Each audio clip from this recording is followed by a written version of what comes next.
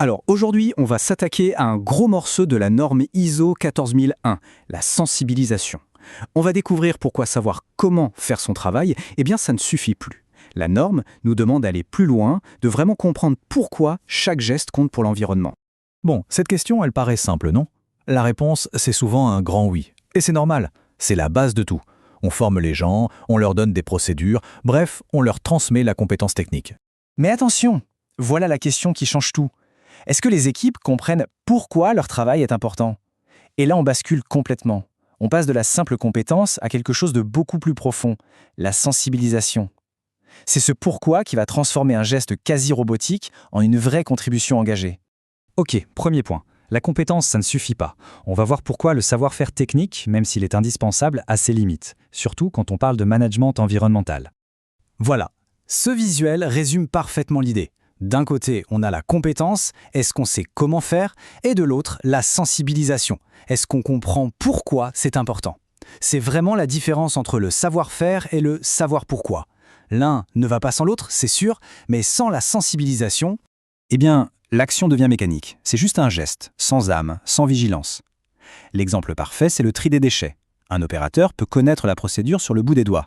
Mais s'il ne comprend pas l'impact d'une simple erreur, il pourrait se dire « bof, pour une fois, ce n'est pas bien grave ».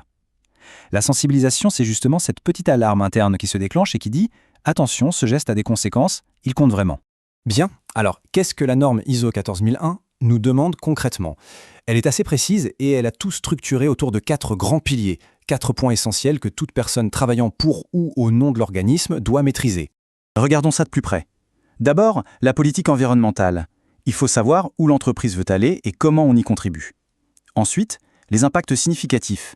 Quels sont les risques liés à son propre poste? Puis, la contribution personnelle. En gros, réaliser que son travail a un impact sur la performance globale. Et enfin, les conséquences. Qu'est-ce qui se passe si on ne respecte pas les règles?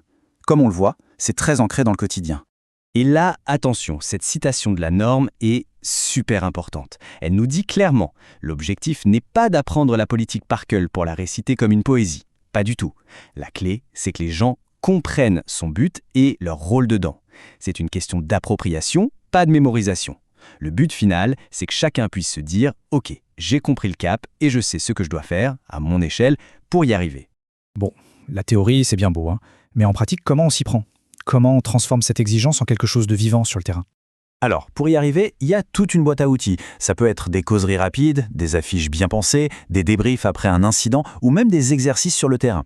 L'idée, ce n'est pas de tout faire et de noyer les gens sous l'info. Non, le secret, c'est de choisir le bon outil pour le bon public. Parfois, une discussion de 5 minutes est 1000 fois plus efficace qu'une formation en ligne de 2 heures. Le but, c'est clair, simple et régulier. Et ça nous amène au point crucial, la pertinence. On ne peut pas avoir un discours unique pour tout le monde, ça ne marche pas.